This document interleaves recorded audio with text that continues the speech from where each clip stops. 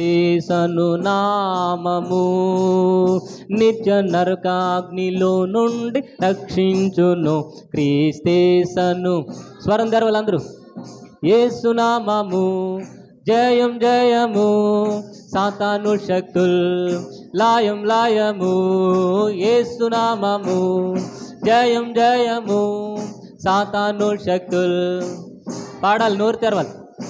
హల్లెలూయా hosanna హల్లెలూయా హల్లెలూయా ఆమేన్ ఆమేన్ ఆమేన్. హల్లెలూయా hosanna హల్లెలూయా హల్లెలూయా ఆమేన్.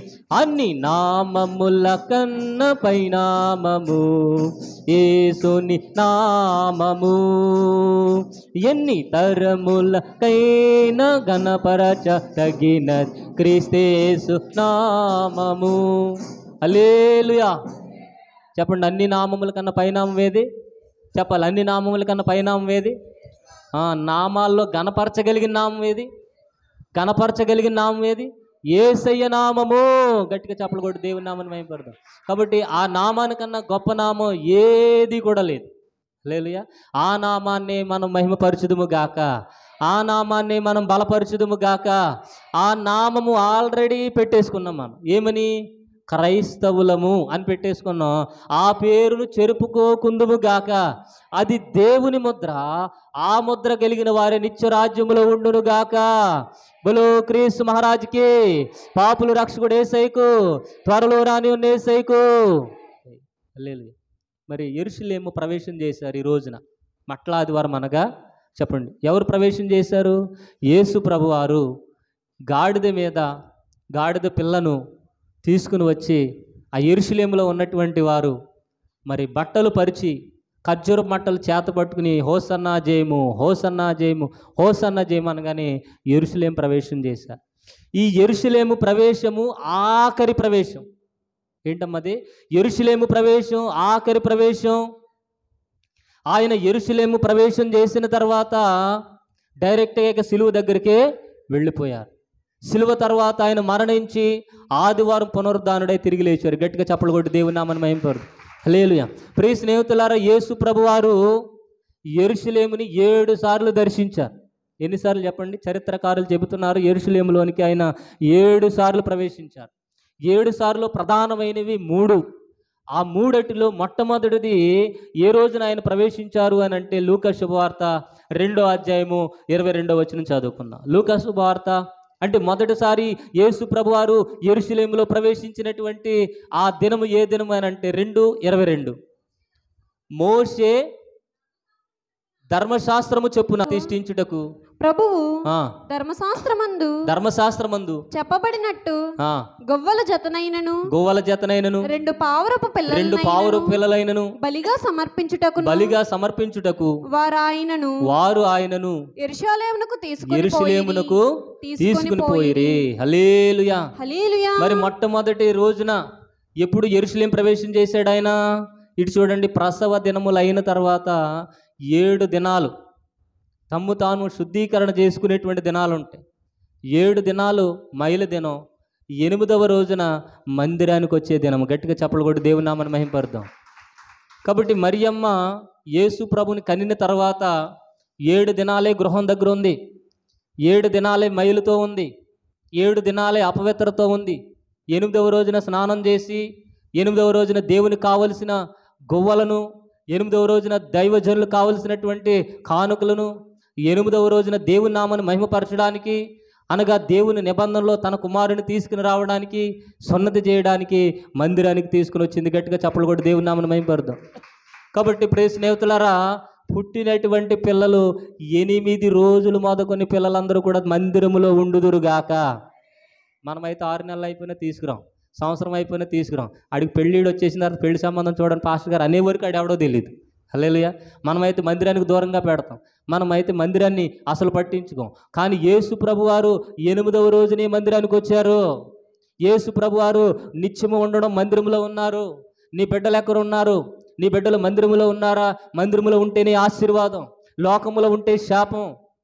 లోకములో తిరుగుబోతుల దగ్గర, డ్యాన్సులు వేసేవారి దగ్గర, టీవీలు చూసేవారి దగ్గర, ఆ తిరిగేటువంటి బ్యాచ్ దగ్గర ఉంటే వాడు కూడా తిరిగే బ్యాచ్లోనే తయారైపోతాడు. వాడు కూడా ఆ వీధి మూలలు ఈ వీధి మూలలు ఉండడమే తయారైపోతాడు. హల్లెలూయా. అందుకని బైబిల్ గ్రంథం చెబుతుంది, బాలుడు నడువలసిన త్రోవను వాడికి చూపించుము, పెద్దవాడైన తర్వాత తొలగిపోడు. గట్టిగా చప్పట్లు కొట్టి దేవుని నామమున మహిమపడదాం. కాబట్టి యేసు ప్రభు వారు మొదటి ప్రవేశం ఎప్పుడు చేశారు చెప్పండి? 8వ రోజునే ప్రవేశం చేశారు. నువ్వు మందిరానికి ఎప్పుడు ప్రవేశం చేసావు? నీకు 30 సంవత్సరాలు దాటిపోయిన తర్వాత, 50 సంవత్సరాలు వచ్చిన తర్వాత, లేదా 20 సంవత్సరాలు వచ్చిన తర్వాత నువ్వు మందిరంలోనికి వచ్చేవేమో. కానీ యేసు ప్రభు వారు 8వ రోజునే మందిరములో ఉన్నారు. గట్టిగా చప్పట్లు కొట్టి దేవుని నామమున మహిమపడదాం. ఆయన మందిరములో ఉన్నాడు గనక, దేవుని మాటలు విన్నాడు గనక దేవుని కుమారుడిగా పిలువబడ్డాడు. గట్టిగా చప్పట్లు కొట్టి దేవుని నామమున మహిమపడదాం. మనము కూడా మందిరములో ఉంటే, దేవుని వాక్యం వింటే, దేవుని ఆజ్ఞల ప్రకారం నడిస్తే, మన ఊహ, మన ఆలోచనలు, మన ప్రణాళికలు దేవుని సన్నిధానంలో పెడితే మనము కూడా దేవుని కుమారులుగా, కుమార్తెలుగా నిలిచిందుము గాక. హల్లెలూయా. కాబట్టి దేవుని కుమారులుగా, దేవుని కుమార్తెలుగా మనం ఉంటే ఎన్నో ఆశీర్వాదాలు. రెండవసారి ఎప్పుడనంటే 42వ వచనం చదువు. రెండవసారి ప్రవేశం, యెరూషలేము ప్రవేశం. ఆయన 12 ఏళ్ల వాడై ఉన్నప్పుడు, 12 ఏళ్ల వాడై ఉన్నప్పుడు ఆ పండుగను ఆచరించుటకు వాడుక చొప్పున యెరూషలేమునకు వెళ్ళిరి. ఆ దినములు తీరిన తరువాత వారు తిరిగి వెళ్ళుచుండగా బాలుడైన యేసు యెరూషలేములో నిలిచెను. ఆయన తల్లిదండ్రులు ఆ సంగతి ఎరుగక ఆయన సమూహంలో ఉన్నారని తలంచి ఒక దిన ప్రయాణం సాగిపోయి తమ బంధువుల్లోనూ నెలవైన వారిలోను ఆయనను వెదుకుచుండిరి. ఆయన కనబడినందున ఆయనను వెదుకుచు యెరూషలేమునకు తిరిగి వచ్చిరి. 3 దినములైన తరువాత ఆయన దేవాలయంలో బోధకుల మధ్యలో నిలుచుండి వారి మాటలను ఆలకించి వారిని ప్రశ్నలు అడుగుచు ఉండగా చూచిరి. గట్టిగా చప్పట్లు కొట్టి దేవుని నామమున మహిమపడదాం. 12 ఏళ్ల వయసులో యేసు ప్రభు వారు ఎక్కడున్నారు చెప్పాలి? 12 ఏళ్ల వయసులో యేసు ప్రభు వారు ఎక్కడున్నారు? బోధకుల మధ్యలో ఉన్నారు. ధర్మశాస్త్రాన్ని పఠిస్తున్నారు. ఎంతో ఆత్మను పొందుకుంటున్నారు. దేవుని జ్ఞానాన్ని పొందుకుంటున్నారు. మన పిల్లలైతే ఎక్కడ ఉంటారు? కొట్ల దగ్గర ఉంటారు.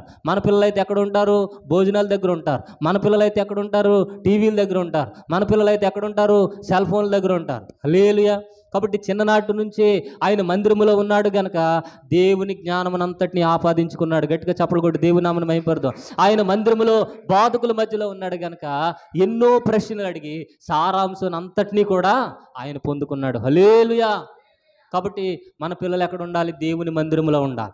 మన పిల్లలు ఎక్కడ ఉండాలి? దేవుని సేవకులకు దగ్గరగా ఉండాలి. హల్లెలూయా. అరే పాస్టర్ గారు వస్తున్నారు, ఏమన్నా కావాలేమో, పాస్టర్ గారు వస్తున్నారు, ఏమన్నా కావాలేమో, ఈరోజు ప్రార్థన జరుగుతుంది, ఏమన్నా కావాలేమని ఎప్పుడైనా పంపించామా? కానీ యేసు ప్రభు వారు చిన్ననాటి నుంచి, ఏ రోజు నుంచి? 8వ రోజు నుంచి. అనండి ఒకసారి, 8వ రోజు నుంచి మందిరములో ఉన్నాడు. మందిరములో ఉన్న ప్రతి ఒక్కరు దీవించబడ్డారు. ఏలీ గారు ఎక్కడున్నారు? సమూయేలు ఎక్కడున్నారు? దేవుని మందిరంలో ఉన్నాడు. ఆయన అయితే పాలు విడిచిన రోజు నుంచే ఉన్నాడు. హల్లెలూయా. పాలు విడిచిన రోజు నుంచి మందిరంలో ఉన్నాడు కనుక సమూయేలు ప్రవక్తగా దీవించబడ్డాడు. హల్లెలూయా. యేసు ప్రభువారు కూడా మందిరములోనే ఉన్నాడు.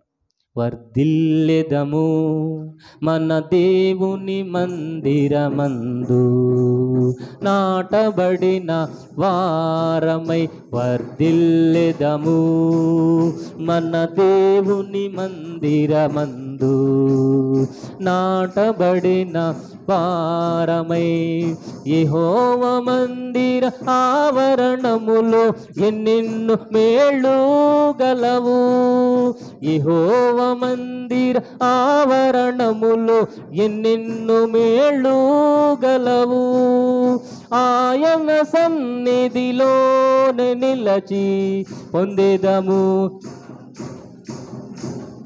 ఆయన సన్నిధిలోనే నిలచి పొందేదము దీవెనలను. వర్ధిల్లెదము మన దేవుని మందిరమందు, నాటబడిన వారమై.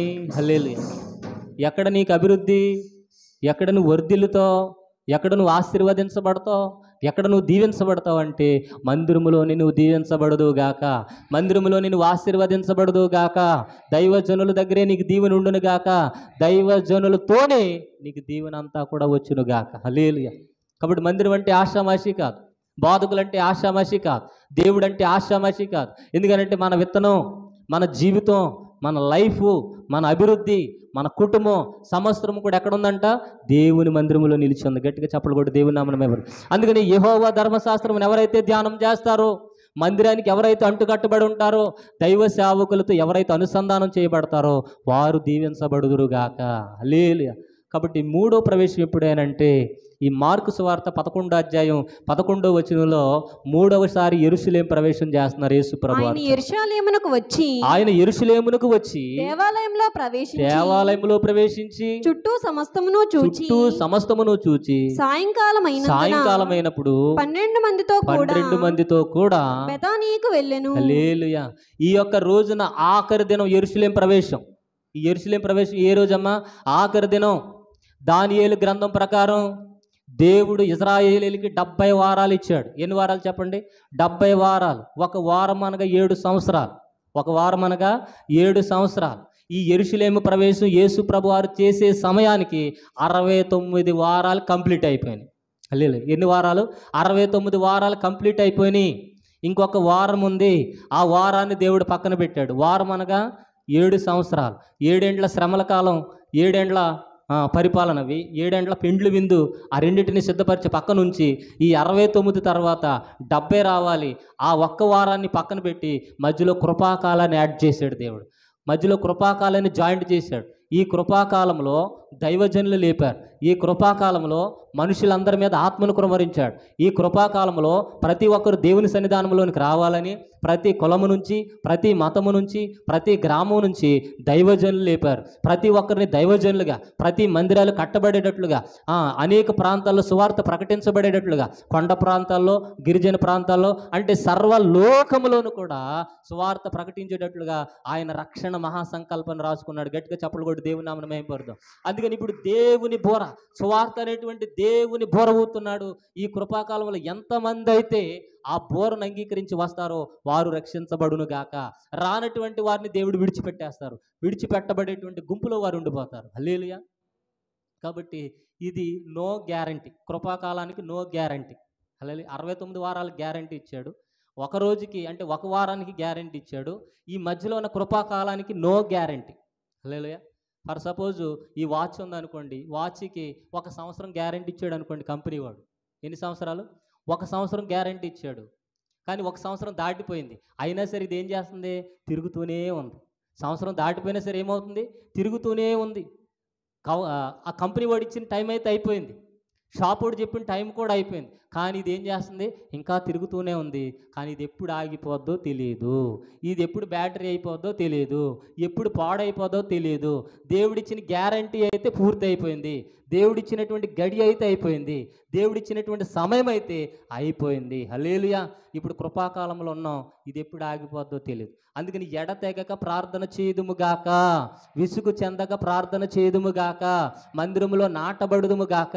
మన కుటుంబాన్ని కట్టుకోవడం కాదు, మన జీవితాలను కట్టుకోవడం కాదు, దేవుని రాజ్యాన్ని కట్టుదుముగాక. దేవుడు అన్నాడు, మొదట నా నీతిని రాజ్యాన్ని వెతకండి, నా రాజ్యంలో ఉండండి, మారు మనసు పొందండి. కాలం ఏమైపోయింది? పరిపూర్ణమైపోయింది. హల్లెలూయా. కాలం పరిపూర్ణమైపోయింది. రెండోది కాలం సంపూర్ణమైపోయింది. కాలం సమీపించేసింది. ఏ కాలం సమీపించింది? ఆయన వచ్చే కాలం సమీపించింది. దేవుని నామానికి మహిమ కలుగునుగా. కాబట్టి దేవుడు ప్రవేశించినటువంటి ఆఖరి రోజు ఈ రోజున. ఈ వారం అంతా కూడా అతి శ్రేష్టమైనది. ఈ వారాన్ని ఏమంటారంటే, ఈ ఆదివారం నుంచి వచ్చే ఆదివారం వరకు హోలీ వీక్, అంటే పరిశుద్ధమైన వారం. అంటే సోమవారం కొన్ని సంఘటనలు జరిగినాయి, మంగళవారం కొన్ని సంఘటనలు జరిగినాయి, బుధవారం కొన్ని సంఘటనలు, గురువారం, శుక్రవారం, శనివారం, ఆదివారం. దేవుడు ఆఖరి గడియలు అన్నమాట ఇవి. హల్లెలూయా. కాబట్టి ఈ వారం అంతా ఉపవాసం ఉండుదుము గాక, ఈ వారం అంతా నిష్టగా ఉండుదుము గాక. దేవుడు యావత్తు ప్రపంచంలో అబ్రహాము గారికి ఒక మాటనిచ్చాడు. ఎందుకు యెరూషలేము వచ్చాడు అని అంటే, ఎందుకు ఆయన వచ్చాడు అని అంటే, ఎందుకు ఆయన సిలువనెక్కారు అని అంటే, ఎందుకు ఆయన రక్తాన్ని చిందించారు అని అంటే, ఎందుకు ప్రజలందరి కోసం అంత వేదన చెందాడు అని అంటే, అబ్రహాము గారికి దేవుడు వాగ్దానం ఇచ్చాడు. ఏమని? నేను నీ జనమును హెచ్చిస్తాను, అనేక జనములకు తండ్రిగా చేస్తాను, భూమి యొక్క సమస్త వంశములు నీ యందు ఆశీర్వదించబడును, నీ 4వ తరాన్ని ఆశీర్వదిస్తానన్నాడు దేవుడు. ఎన్నో తరం? 4వ తరాన్ని ఆశీర్వదిస్తానయ్యా, 4వ తరాన్ని దీవిస్తానయ్యా, 4వ తరాన్ని మహిమపరుస్తానయ్యా అని దేవుడు అబ్రహాము గారికి వాగ్దానం ఇచ్చాడు. 4వ తరం అనగా అబ్రహాము గారు మొదటి తరం, ఇస్సాకు 2వ తరం, యాకోబు 3వ తరం, యాకోబు ద్వారా వచ్చిన ఇజ్రాయేలీలందరూ 4వ తరం. హల్లెలూయా. ఈ 4వ తరాన్ని ఆశీర్వదిస్తానన్నాడు. ఈ 4వ తరంలో దేవుడు ఉన్నతమైన స్థానంలో వారిని ఉంచుతానన్నాడు. కానీ ఈ 4వ తరంలో ఉన్నటువంటి ఇజ్రాయేలీలు ఆయన మాటను విననొల్లకపోయారు, ఆయన ప్రక్కన పెట్టేశారు. హల్లెలూయా. కాబట్టి వారందరూ దీవించబడాలని, ఆ 4వ తరం ఆశీర్వదించబడాలని మోషే గారికి ధర్మశాస్త్రం ఇచ్చాడు. ఏమిచ్చారు చెప్పండి? మోషే గారికి ధర్మశాస్త్రం ఇచ్చారు. చూద్దాం, నిర్గమకాండము 24వ అధ్యాయం 12వ వచనం చదువుదాం. నిర్గమకాండం 24:12. అప్పుడు యెహోవా మోషేతో ఇట్లా నేను, నీవు కొండ ఎక్కి నా యొద్దకు వచ్చి అచ్చట ఉండుము, నీవు నేను వారికి నీకు బోధించినట్లు నేను వ్రాసిన ఆజ్ఞలను, ధర్మశాస్త్రమును, రాతి పలకలను నీకు ఇచ్చేదనగా మోషేయు అతని పరిచారకుడైన యెహోషువయు లేచిరి. హల్లెలూయా. ఇటు చూడండి, దేవుని పర్వతమైనటువంటి ఆ యొక్క పర్వతం మీదకి దేవుడు దిగి వచ్చారండి. ఆ సీనాయి పర్వతం మీదకి దేవుడు 40 దినాలు రాత్రులు పగలు కూడా ఎవరితో మాట్లాడారు? మోషేతో మాట్లాడారు. దేవుడు మోషేతో మాట్లాడి మోషేకు ఏమిచ్చారంటే ఆజ్ఞలు ఇచ్చారు, నిబంధన ఫలకలను ఇచ్చారు. హల్లెలూయా. ఎన్ని ఆజ్ఞలు? 613 ఆజ్ఞలు. ఎన్ని ఆజ్ఞలమ్మా? 613 ఆజ్ఞల్లో 10 ఆజ్ఞలు దేవుడు తన సొంత చేవ్రాత చేత, తన వ్రేలు చేత రాశాడు. 10 ఆజ్ఞలు. మిగిలినటువంటి 603 ఆజ్ఞలు దేవుడు చెబుతూ ఉంటే మోషే రాసుకున్నాడు. హల్లెలూయా. ఈ ధర్మశాస్త్రమును ఎవరైతే పఠిస్తారో, ఈ ధర్మశాస్త్రాన్ని ఎవరైతే పాటిస్తారో, ఈ ధర్మశాస్త్ర ప్రకారం ఆజ్ఞలు ఎవరైతే కనుక్కుంటారో వారికి ఏముండదంటే పాపం ఉండదు, వారికి ఏముండదని అంటే శాపం అనేది ఉండదు, వారికి రక్షణ ఉంటుంది, వారికి మేలు ఉంటుంది, వారికి ఆశీర్వాదం ఉంటుంది. అయితే ఇజ్రాయేలీల ధర్మశాస్త్రాన్ని పాటించారంటే పాటించలేకపోయారు. హల్లెలూయా. ధర్మశాస్త్రం ఎవరికి ఇవ్వబడింది? ఇటు చూడండి, ఎవరికి ఇవ్వబడింది? యాక్చువల్ ఏంటంటే ధర్మశాస్త్రంలో ఆజ్ఞలన్నీ పాటిస్తే మనకు ఎంతో మేలు జరుగుతుంది. ఎవరిని ఎలా పిలవాలి, ఎలా సన్మానించాలి, ఏ దేవుణ్ణి కొలవాలి, ఎక్కడ నువ్వు నివసించాలి, ఏ విధంగా కట్టుబాట్లు కలిగి ఉండాలి, ఎలా మాట్లాడాలి, నీ పొరుగువాడితో ఎలాగ ఉండాలి, సత్సంబంధం ఎలాగ ఉండాలి, అన్నీ కూడా ఈ ఆజ్ఞల్లో రాయబడి. గట్టిగా చప్పట్లు కొట్టి దేవుని నామమున మహిమపరుదాం. హల్లెలూయా. నువ్వేమేమి తినాలి, ఏమేమి తినకూడదు అనే విషయాలు కూడా ఇందులో ఉన్నాయి, ధర్మశాస్త్రంలో ఉన్నాయి. గట్టిగా చప్పట్లు కొట్టి దేవుని నామమున మహిమపరుదాం. అందుకని ఆ చైనా వాడికి ఏం లేదంటే ధర్మశాస్త్రం లేదు. అందుకని పురుగులు తింటాడు, పాములు తింటాడు, కప్పలు తింటాడు, తేళ్లు తింటాడు. మొన్న ఒక వీడియో చూస్తే బొద్దింకల్ని మనం ఒడియాలు వేపుకుంటాం చారులోకి, అలాగే బొద్దింకల్ని వేపేసుకుంటున్నాడు. వేపేసుకుని పర్ర పర్ర పర్ర పర్ర నవ్వులేస్తున్నాడు. హల్లెలూయా. ఇంకొకడైతే గోడ మీద పాకి తప్పించుకుని వెళ్ళిపోతున్న బొద్దింకని పట్టుకుని ఆడు పచ్చిదే తినేస్తున్నాడు. హల్లెలూయా. ఎందుకని వాడికి ఏం లేదు? అన్య జనాంగానికి ధర్మశాస్త్రం లేదు, అన్య జనాంగానికి ఏం తినాలో ఏం తినకూడదో తెలియదు. అందుకని రోగాలు అక్కడి నుంచి వచ్చింది. కరోనా ఎక్కడి నుంచి వచ్చింది? అక్కడి నుంచి వచ్చింది. వాడు ఏది పడితే తినేసాడు. ఆ గబ్బిలేలు కూడా వదల, దాని దగ్గరికి వెళ్తేనే వాసన వస్తుంది, కంపు కొడుతుంది. దాన్ని కూడా వదలకుండా ఫ్రై చేసుకుని సాసులో పెట్టుకుని తినేస్తున్నాడు. అందుకని ఆ రోగం వాడికి వచ్చేసింది. మరి మనోళ్ళకి ఎందుకు వచ్చింది? మనోళ్ళు కూడా చైనా వెళ్ళిపోయారు. చైనాలో పాములు తింటారంట, చైనాలో బొద్దింకలు తింటారంట, చైనాలో తేళ్లు తింటారంట, కప్పలు తింటారంట. మనం కూడా టేస్ట్ చేద్దామని ఆ మార్కెట్లోకి వెళ్ళిపోయి ఈడు టేస్ట్ చేశాడు. ఈడు కూడా ఏమి లేదు? ధర్మశాస్త్రం లేదు. ధర్మశాస్త్రం లేనటువంటి జనులు పాడైపోతారు, ధర్మశాస్త్రం లేనటువంటి జనులు నశించిపోతారు, ధర్మశాస్త్రం లేనటువంటి ప్రజలు వెచ్చలవిడిగా తిరుగుతారు, ధర్మశాస్త్రం లేనటువంటి ప్రజలకి ఏముండంటే వావి వరుసలు ఉండవు, ధర్మశాస్త్రం లేనటువంటి ప్రజలు వారి ఇష్ట మార్గంలోకి వెళ్ళిపోతారు. కాబట్టి దేవుడు ఇజ్రాయేలీలకి ధర్మశాస్త్రాన్ని ఇచ్చాడు. గట్టిగా చెప్పలు కూడా దేవుని నామమున మహిమపరచు. ఈ ధర్మశాస్త్రం ఏం చెబుతుంది అంటే దేవుణ్ణి ఆరాధించాలి. చెప్పండి, మొట్టమొదటి ఆజ్ఞ, నేను తప్ప వేరొక దేవుడు నీకు ఉండకూడదు. పైన ఆకాశం అందే కానీ, భూమి కిందే కానీ, భూమి అందు నీళ్ల అందే కానీ ఏ రూపాన్ని మనం తయారు చేసుకోకూడదు. మనకైతే ధర్మశాస్త్రం లేదు కనుక కనిపించిందల్లా దేవుడే మనకైతే. హల్లెలూయా. కానీ ఇజ్రాయేలీలకు అలా కాదు. దేవుడు అనేవాడు ఒక ఆయన ఉన్నాడు, దేవుని ఆత్మ ఒక చోట ఉన్నది, ఆయన తండ్రిగా, కుమారుడిగా, పరిశుద్ధాత్మ దేవుడిగా ఉన్నాడు. విశ్రాంతి దినాన్ని ఆచరించాలని ఎన్నో ఆజ్ఞలు ఇచ్చాడు. హల్లెలూయా. చెప్పండి, ధర్మశాస్త్రం లేకపోతే మనిషి ఏమైపోతాడు? పాపంలో పడిపోతాడు. ధర్మశాస్త్రం లేకపోతే మనిషి నశించిపోతాడు. ధర్మశాస్త్రం లేకపోతే మనిషి ఇష్టానుసారంగా జీవిస్తాడు, దేవుని దగ్గరికి మరలా వెళ్ళలేడు. హల్లెలూయా. అయితే ధర్మశాస్త్రాన్ని ఇస్తే ప్రజలు ఇజ్రాయేలీలు ఏం చేశారంట? పక్కన పెట్టేశారు. చూడండి యోహాను సువార్త 7:19. యోహాను సువార్త 7:19. మోషే మీకు ధర్మశాస్త్రం ఇయ్యలేదా? మోషే మీకు ధర్మశాస్త్రం ఇయ్యలేదా? అయినను మీలో ఎవరును ఆ ధర్మశాస్త్రము గైకొనలేదు. ఇజ్రాయేలీలే పక్కన పెట్టేశారు, ఇజ్రాయేలీలే మీరారు. ఇటు చూడండి ఒకసారి. మనుషులు చెప్పినటువంటి మాటలు మనం తప్పొచ్చేమో కానీ దేవుని మాటలు తప్పకుందుము గాక, దేవుని ఆజ్ఞలు నిత్యము పాటించుదుము గాక, దేవుని ఆజ్ఞలు గైకొందుము గాక. ఎందుకంటే ధర్మశాస్త్రం లేకపోతే, అనగా దేవుని వాక్యం లేకపోతే, బైబిల్ గ్రంథం లేకపోతే మనిషి అవడండి. చదువు లేనివాడు వింత పశువు అంట. కాబట్టి ఈ బైబిల్కి సంబంధించినటువంటి జ్ఞానం మనకుండా, బైబిల్కి సంబంధించినటువంటి జ్ఞానం మనకు లేకపోతే మనిషి దైవ మానవుడిగా మార్పు చెందడు. నా ఇష్టం, నా జీవితం, నేను ఉద్యోగం చేస్తున్నా, నేను సంపాదిస్తున్నా, నాకు కండబలం ఉంది, నాకు గుండె బలం ఉంది, నాకు జ్ఞాన బలం ఉంది, బుద్ధి బలం ఉంది అని చెప్పేసి వాడి మార్గంలో వాడు నడిచి తన కుటుంబాన్ని, సమాజాన్ని, తనకు తాను కూడా హాని చేసుకుంటాడు. హల్లెలూయా. కాబట్టి మీలో ఎవరైనా పిల్లలకి వివాహం చేయాలని అంటే వాడికి బైబిల్ తెలుసా లేదనేది చూడండి, బైబిల్లో ఉన్న వాక్యాలు తెలుసా లేదని చెప్పండి, బల్లారాధన తీసుకుంటున్నాడో లేదని చూసి వివాహం చేయుదురుగాక. ఉద్యోగం చూశారో, ఆస్తిని చూశారో, వాడు తీసుకెళ్ళి చైనా మార్కెట్లో అమ్మేసును గాక. హల్లెలూయా. కాబట్టి ఈ మధ్య అమ్మేస్తున్నారు కదా, ఎక్కడంట? దుబాయ్ వాళ్ళకి అమ్మేస్తున్నారు, షేట్లకి అమ్మేస్తున్నారు. హల్లెలూయా. వాడు పువ్వుల్లో పెట్టి చూసుకుంటాడని అంటే ఎక్కడో పెట్టి చూసుకుంటున్నాడంట. హల్లెలూయా. వీడియో కాల్లోనే మాట్లాడతాడు తప్ప ప్రత్యక్షంగా అయితే ఉండడు గాక. హల్లెలూయా. కాబట్టి ధర్మశాస్త్రం పాటించేవాళ్లే మన కుటుంబాల్లో అల్లుళ్ళుగా, కోడళ్ళుగా వచ్చునుగాక. ధర్మశాస్త్రం అనగా దేవుని బైబిల్. మనకు ఉద్యోగం ఉన్న ఉద్యోగం లేకపోయినా, వ్యాపారం ఉన్న వ్యాపారం లేకపోయినా ఈ యొక్క దేవుని యొక్క ఆజ్ఞలు మనం పాటించుదుము గాక. హల్లెలూయా. కాబట్టి ఇజ్రాయేలీలు ఏం చేయలేకపోయారు? దేవుడి ధర్మశాస్త్రాన్ని ఇస్తే, దేవుని వాగ్దానాలు ఇస్తే, దేవుని ఆజ్ఞలు ఇస్తే వారు ఏం చేశారు? పాటించకుండా పక్కకు పోయారు. హల్లెలూయా. సరే, దేవునికి అప్పుడు బాధ వేసింది. యెరూషలేము ప్రవేశం చేయడానికి కలిగినటువంటి కారణాలు మీకు చెప్తున్నా. నిద్రపోయే వాళ్ళందరూ స్తోత్రం చెప్పండి. మెలకుగా ఉన్న వాళ్ళందరూ స్తోత్రం చెప్పండి. నిద్రపోవట్లేదు అన్న వాళ్ళు స్తోత్రం చెప్పండి. నిద్రపోతుందని అన్న వాళ్ళు స్తోత్రం చెప్పండి. దేవుని నామానికి మహిమ కలుగును. మెలకుగానే ఉన్నారు. దేవుడు మిమ్మల్ని దీవించిన గాక. హల్లెలూయా. కాబట్టి యెరూషలేము ఆఖరి రోజు ప్రవేశం చేస్తున్నాడు. గాడిద మీదకి వాళ్ళందరూ హోసన్నా జయము, హోసన్నా జయము, హోసన్నా జయము అని అంటున్నారు. కానీ యాక్చువల్లీ యేసు ప్రభు వారి గుండెల్లో వేదన ఉందండి, గుండెల్లో బాధ ఉంది, గుండెల్లో కన్నీరు ఉంది. వీళ్ళందరూ హోసన్నా జయము, హోసన్నా జయమని ఎందుకు అంటున్నారు? నా వైపు చూడండి ఒకసారి. హోసన్నా జయము, హోసన్నా జయమని ఎందుకు అంటున్నారు? దేవుని దగ్గర నుంచి ఆశీర్వాదాలు పొందుకున్నారు, దేవుని దగ్గర నుంచి దీవెనలు పొందుకున్నారు, దేవుని దగ్గర నుంచి ఎన్నో బహుమతులు పొందుకున్నారు. కానీ దేవుడికి కావాల్సింది దేవుని దగ్గర నుంచి బహుమతులు పొందుకోవడం, దేవుడి దగ్గర నుంచి ఆశీర్వాదాలు పొందుకోవడం, దేవుడి దగ్గర నుంచి దీవెనలు పొందుకోవడం కాదు.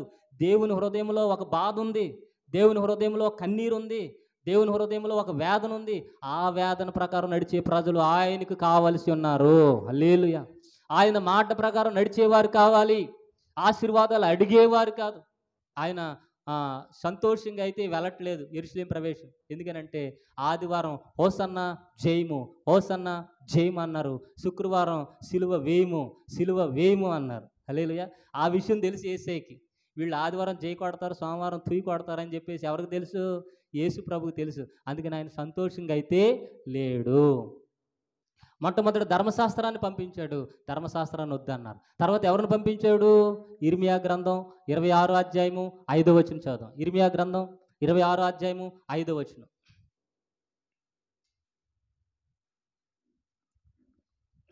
మీరు నా మాటలు విని నేను మీకు నియమించిన ధర్మశాస్త్రం అనుసరించి నడుచుకొనుడనియు నేను పెందలకడని లేచి పంపుచున్న నా సేవకులకు. ఒక్క నిమిషం ఆగండి. నేను పెందలకడని లేపి అని ఉండాలి అక్కడ. ఎందుకంటే ఆయన లేగడు కదా, ఆయన ఎప్పుడు ఇజ్రాయేల్ కాపాడువాడు, కొనుకుడు నిద్రపోడు. కానీ పెందలకడనే లేపి, అదేంటి చదవండి ఒకసారి. పెందలకడని లేచి అని ఉంది, పెందలకడని లేపి అని పెట్టి చదవండి. నేను పెందలకాడ లేపి పంపుచున్న నా సేవకులకు. అంటే ఎవరిని లేపుతున్నాడు? ఇటు చూడండి, ఎవరు లేపుతున్నాడు? ఆయన సేవకులు లేపుతున్నాడు.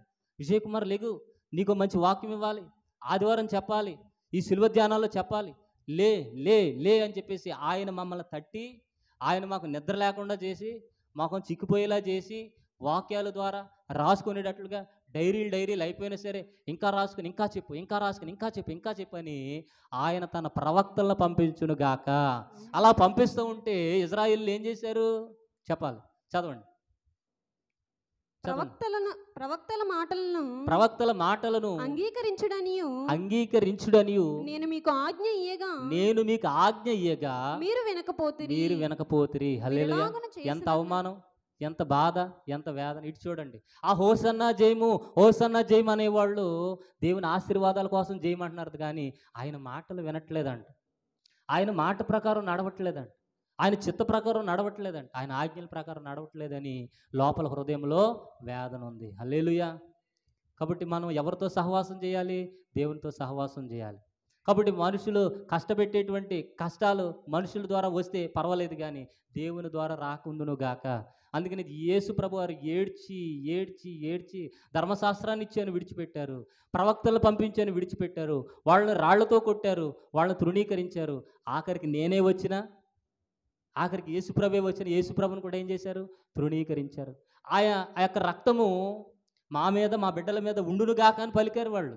ఆ రోజున యేసుప్రభు వారు ఒలీవల కొండ మీద నుంచి యెరూషలేము పట్టణాన్ని చూసి ఆయన ఏడ్చాడంట. ఏడుపు మామూలుగా ఏడవలేదు. చదువుదని చూడండి,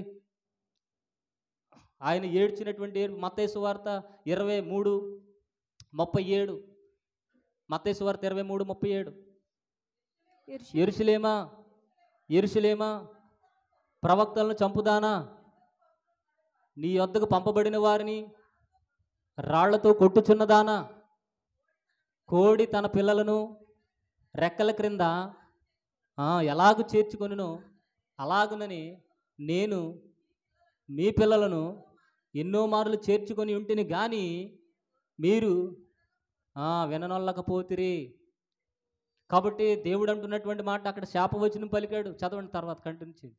ఇదిగో మీ ఇల్లు మీకు విడవబడును, ఇది మొదలుకొని ప్రభు పేరట వచ్చివాడు దీవింపబడును గాకని మీరు చెప్పు వరకు నన్ను చూడరని రే. హల్లెలూయా. ఇటు చూడండి, నా వైపు చూడండి. మనం మనుషుల దగ్గర నుంచి ఆశీర్వాదాలు పొందుకోవద్దు, మనుషుల దగ్గర నుంచి దీవెనలు పొందుకోవద్దు, దేవుని దగ్గర నుంచే దీవెనలు పొందుకుందుము గాక. కాబట్టి మనుషులు మనల్ని బాధ పెట్టినా, మనుషులు మనల్ని హింసించినా దేవుణ్ణి అయితే బాధ పెట్టకుందుము గాక. ఇటు చూడండి, మనుషులు మనల్ని హింసిస్తున్నారని, మనుషులు మనం బాధ పెడుతున్నారని దేవుణ్ణి విడిచిపెడితే దేవుడు హింసించడం మొదలు పెడతారు. హల్లెలూయా. ఆత్మని కాక నీ దేహాన్ని చంపే మనుషులకి భయపడకయ్యా,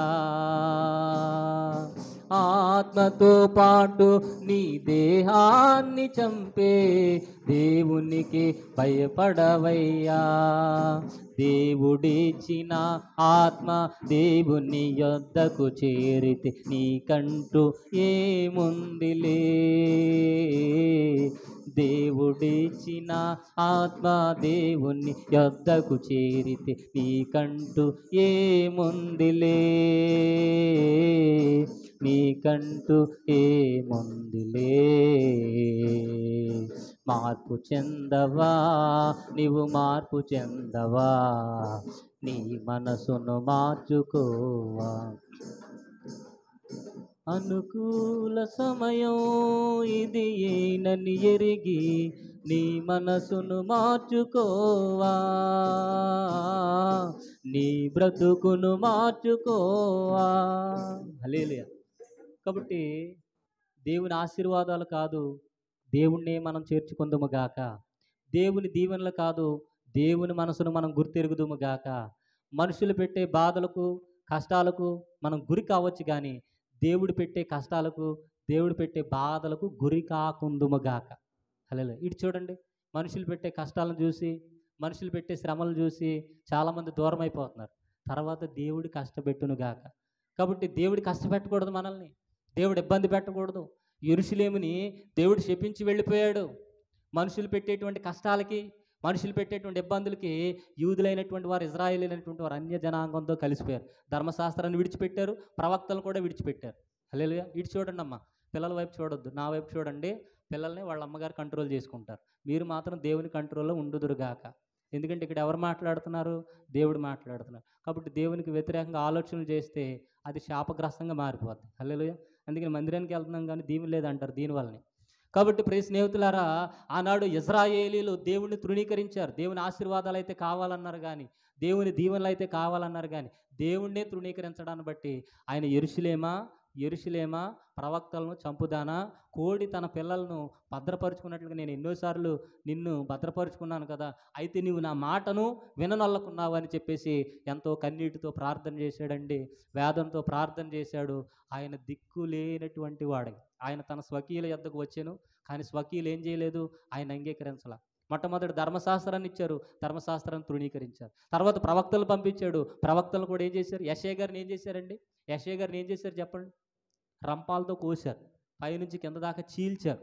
యెషయా గ్రంథం చెప్పినందుకు, రక్షకుడు పుడతాడని చెప్పినందుకు, ఏలైనగా మనకు శిశువు పుట్టినని చెప్పినందుకు, మన కుమారుడు అనుగ్రహించబడతాడు, ఆయన భుజముల మీద రాజ్యభారం ఉంటుంది, ఆయన పొందినటువంటి గాయముల చేత మనకు స్వస్థత వస్తుంది, ఆయన మనం చూడనల్లని వానుగా ఉంటామని యెషయా గ్రంథాన్ని రాసినందుకు యెషయా గారిని ఏం చేశారు? పైనుంచి కింద వరకు చీల్చేశారు. హల్లెలూయా. ఇర్మియా గారిని ఏం చేశారు? పెద్ద గొయ్యి తీసి అందులో బొండలతో కట్టి బంధించి రాళ్లతో కొట్టి చంపేశారు. హల్లెలూయా. చాలామంది ప్రవక్తలు చేర్చుకోలేదు. ఆ ప్రవక్తలు పడినటువంటి ఆ వేదనకి, ఆ ప్రవక్తలు పడినటువంటి ఇబ్బందులకి వారి మాట వినట్లేదని ఆఖరికి ఎవరు వచ్చారంటే యేసయ్యే దిగి వచ్చేసాడు. హల్లెలూయా.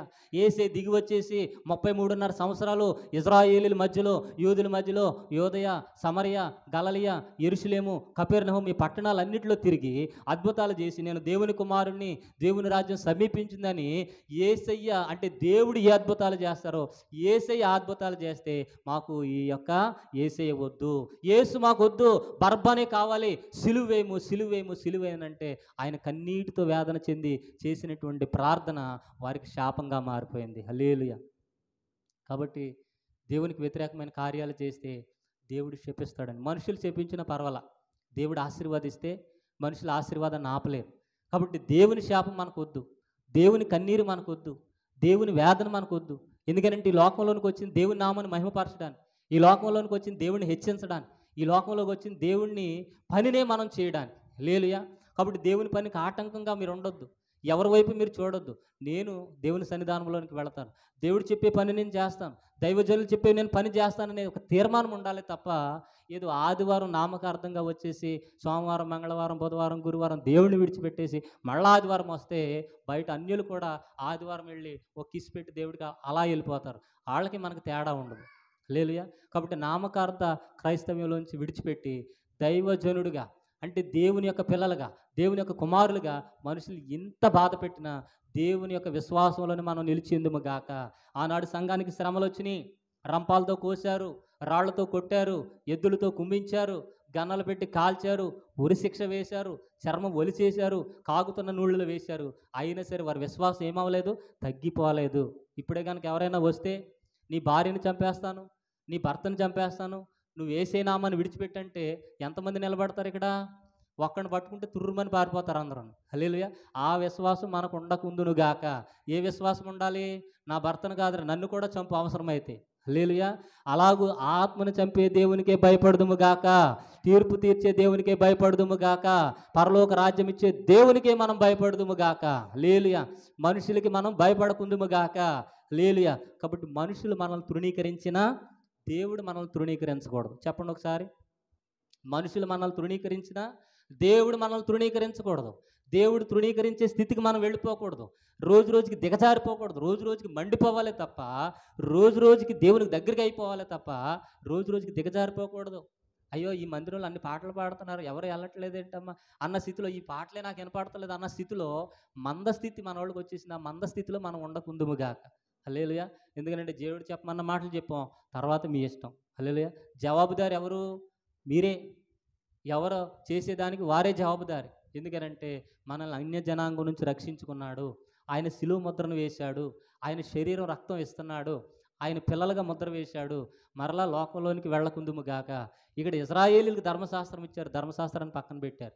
ప్రవక్తలు పంపించాడు, ప్రవక్తలు కూడా పక్కన పెట్టారు. ఆఖరికి యేసయ్య వస్తే యేసయ్యను కూడా ఏం చేశారు? సిలువేయము అని అంటే, సరే సిలువేయండి, నన్ను చంపండి అని తన్ను తాను అప్పగించుకుని మూడవ రోజున తిరిగి లేచి ఆయన పునరుద్ధానుడు వెళ్ళిపోయాడండి. గట్టిగా చప్పలు కొట్టు, దేవుని నామమున మహింపరు. వెళ్ళిపోయాడు కానీ సిలువ వేసినటువంటి యెరూషలేము వారి జీవితం ఏమాత్రం బాల. యేసు ప్రభుని తృణీకరించిన యూదుల జీవితం ఏమాత్రం బాల. యేసు ప్రభు వారు పరలోకం వెళ్ళిన 40 సంవత్సరాలకి వెష్బేషియన్ చక్రవర్తి అనేటువంటి ఆ యొక్క కుమారుడు టైటస్, పేరు చెప్పండి, టైటస్ అనేటువంటి చక్రవర్తి యెరూషలేము మీదకి దండెత్తి వచ్చాడండి.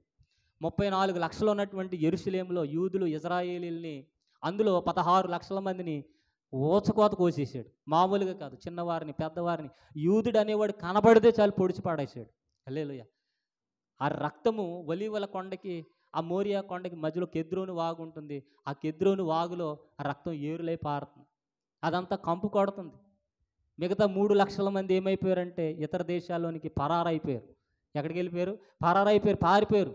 అందుకని అక్కడ పేతురు పత్రిక రాయబడి ఉంటుంది, తీయొద్దులే కానీ, చెదరిపోయిన సంఘానికి యాత్రికులైనటువంటి మనము, పరదేశులైనటువంటి మనమని రాస్తాడు ఆయన. హల్లెలూయా. రేపొద్దుట మనల్ని చెదరగొడితే మనమందరం ఏమైపోతాం? యాత్రికులము, పరదేశులు. తల్లి జాడ పిల్లకు లేక, పిల్ల జాడ తల్లికి లేనటువంటి రోజులు వస్తాయి. ఆ రోజుల్లో కూడా మన విశ్వాసం విడవకుందుముగాక. కాబట్టి ఆ యొక్క చక్రవర్తి వచ్చిన తర్వాత 16 లక్షల మందిని ఏం చేశాడు? ఓచకోత, తలకాయల మీద మెడకాయలు లేదా మెడకాయల మీద తలకాయలు తీసేసి రక్తం చిందించాడండి. మిగిలినటువంటి 20 లక్షల మందిని మార్కెట్లో అమ్మేశాడు. ఆయా దేశాలకు ఎగుమతి అయిపోయారు. హల్లెలూయా.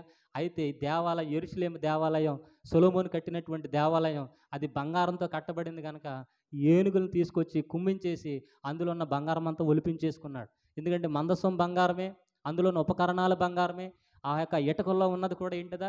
బంగారమే. ఆ బంగారం అంతా తీసుకుని వెళ్ళిపోయి ఆ దేవాలయాన్ని కూల్చేసాడండి. ఇప్పటి వరకు ఆ దేవాలయం కట్టబడలేదు. ఇప్పటి వరకు వాళ్ళకి శాంతి లేదు. ఏ రోజున యుద్ధం వస్తుందో తెలియదు, ఏ రోజున భూకంపం వస్తుందో తెలియదు, ఏ రోజున వాళ్ళ మీదకి విపత్తులు వస్తాయో తెలియదు. అందుకని నిద్ర లేక, వాళ్ళకి సంతోషం లేక, ఆనందం లేక ఆడవారు సైతం గన్నాలు పట్టుకుని తిరిగేటువంటి సమయం అది. హల్లెలూయా. అయితే దేవుడు మనల్ని అలా ఉండాలని కోరుకోవట్లా. వారికి రావాల్సిన రక్షణ మనకి ఇచ్చాడు. మనమైన మెలకుగుండి ప్రార్థన చేసి జ్యోతుల వలె ఎలుగుదుము గాక. మనుషుల పద్ధతులకు, మనుషుల కష్టాలకు, మనుషుల నష్టాలకు మనం భయపడకుందుము గాక. హల్లెలూయా. మోషే లాంటి వాళ్ళు కావాలి, అబ్రహాము లాంటి వాళ్ళు కావాలి, యెహోషువ లాంటి వాళ్ళు కావాలి, అపోస్తుడైన పౌలు గారి లాంటి వాళ్ళు కావాలి, సమస్తాన్ని విడిచిపెట్టాలి, పేతురు గారి లాంటి వాళ్ళు కావాలి, యాకోబు లాంటి వాళ్ళు ఖడ్గంతో పొడిస్తే రెడీ అయిపోయాడు. తర్వాత పేతురు గారిని చంపితే కూడా నేను కూడా సిద్ధమన్నాడు. హల్లెలూయా. పౌలు గారు అన్నారు, బ్రతుకుటే క్రీస్తే, చావు అయితే లాభం అన్నారు. ఈ మట్టల ఆదివారం రోజున అటువంటి విశ్వాసంలోనికి మనం వచ్చుదుము గాక. ఏసే వస్తే ఏసేని తృణీకరించడం కాదు, దేవుని వాక్యాన్ని తృణీకరించడం కాదు. ఫస్ట్లో భక్తిగా ఉండి తర్వాత భక్తిని విడిచిపెట్టడానికి మిమ్మల్ని పిలుచుకోలేదండి. దేవుని రాజ్యంలో ఉంచడానికి మిమ్మల్ని పిలుచుకున్నాడు. మరలా భూమి మీదకి వచ్చి 1000 ఏండ్ల పరిపాలన మీరు ఉంటారని, దేవునితో పాటుగా పరిపాలన చేస్తారని మిమ్మల్ని ఉంచుకున్నాడే తప్ప ఏదో మీకు ఆశీర్వాదాలు ఇచ్చి దీవెనలు ఇచ్చి బుజ్జగించి లాలించడానికి కాదు. బుజ్జగించి లాలించి దీవెనలు కావాలి అని అంటే బయట వాళ్ళు కూడా ఇస్తారు. కానీ దేవుని రాజ్యంలో రావడానికి నువ్వు దేవుని దగ్గరికి రా. దేవుని కుమారుడిగా పిలువబడడానికి నువ్వు దేవుని దగ్గరికి రా. దేవుని కొరకే నిలబడి ఉండడానికి నువ్వు దేవుని దగ్గరికి రా. మారు మనసు పొంది పరలోక రాజ్యం వెళ్ళడానికి దేవుని దగ్గరికి రా. దేవుని కోసమే నిలబడి ఉండడానికి దేవుని దగ్గరకు నువ్వు వచ్చుదువుగాక.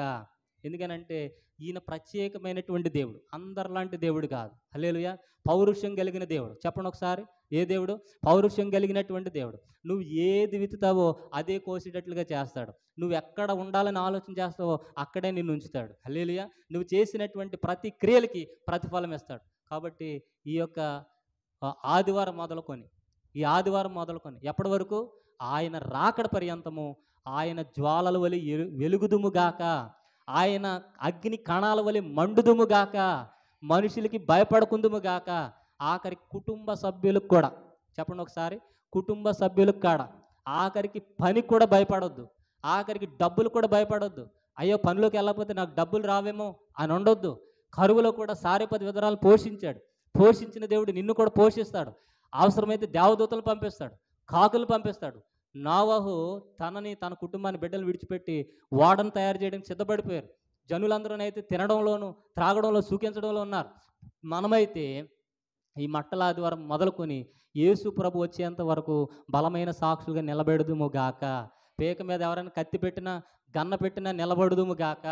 మనకున్నాయన్నీ తీసేసిన, రేషన్ కార్డు తీసేసిన, ఆధార్ కార్డు తీసేసిన, మనకున్నాయన్నీ విడిచిపెట్టేసినా సరే, లేదా వాళ్ళు పోగొట్టేసినా సరే, మనం దేవుని కొరకే నిలబడదుము గాక.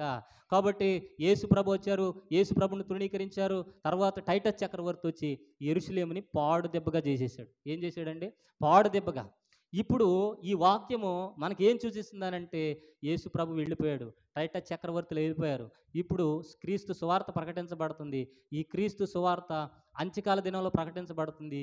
ఈ సమయంలోనే అంత్యక్రీస్తు వస్తాడు. ఎవరు వస్తారు చెప్పండి? అంత్యక్రీస్తు వస్తారు. అంత్యక్రీస్తు వస్తే నీవు దేవుని వైపు నిలబడుతున్నావు, లేదా అంత్యక్రీస్తు వైపు నిలబడుతున్నావు, మరలా మనకు పరీక్షా సమయం. హల్లెలూయా. రేషన్ బంద్ చేస్తాడు, మనకున్నటువంటి మరి ఉద్యోగాలు బంద్ చేస్తాడు, మనకున్నటువంటి వ్యాపారాలు బంద్ చేస్తాడు. ఆ యావత్తు ప్రపంచం అంతా ఆయన మాటే వినాలన్నట్లుగా 10 రాజుల దశకూటమి జరుగుతుంది. అంత్యక్రీస్తు బయలుపరచబడతాడు. అంత్యక్రీస్తు బయలుపరచబడితే మన విశ్వాసం ఎక్కడ? మన పాటలు ఎక్కడ? మన ఆరాధన ఎక్కడ? నీ భక్తి జీవితం ఎక్కడ? కాబట్టి ఉక్కు మనిషి వలె ఉక్కు విశ్వాసం అంటే గట్టి విశ్వాసాన్ని మనం కాపాడుకుందుము గాక. దేవుడు అన్నాడు, అన్నదమ్ములనైనను, అక్కా చెల్లునైనను, తల్లునైనను, తండ్రినైనను, భూములనైనను, ఎడ్లనైనను, ఈ లోకమందు హింసలతో పాటు ఏది విడిచిపెట్టినా పరలోకంలో 100 ఆశీర్వాదం ఇస్తానని తెలియపరిచాడు. హల్లెలూయా. అట్టి రీతికి గట్టి భక్తి చేయుదుముగా. ఏ భక్తి చెప్పండి? గట్టి భక్తి. మీరు నన్ను తిట్టుకుంటారో, ఏమని అనుకుంటారో, ఏమనుకున్నా పర్వాలేదు, కానీ ఇక్కడ నుంచి వచ్చేవన్నీ దేవుని మాటలే. కాబట్టి మన పొట్టు వలె ఉండొద్దు. ఏంటది చెప్పండి? పొట్టు వలె అంటే గాలి వస్తే ఎగిరిపోద్దండి. పొట్టు ఏమవుద్ది? గాలి వస్తే ఎగిరిపోద్ది, గింజ ఒకటే నిలుస్తుంది. కాబట్టి గింజలాంటి, గట్టి గింజలాంటి భక్తి మనం చేయుదుము గాక. ఈ 40 దినాల్లో బైబిల్ చదవమన్నా మరి ఎంతమంది చదివారు? ఈ 40 దినాలు కూడా ఏకాంతంగా గడపమన్నా మరి ఎంతమంది గడిపారు? ఈ 40 దినాలు కూడా మందిరానికి రమ్మన్నాం, 5 6 వస్తున్నారు అంతే, ఎవరు కూడా రావట్లా. హల్లెలూయా.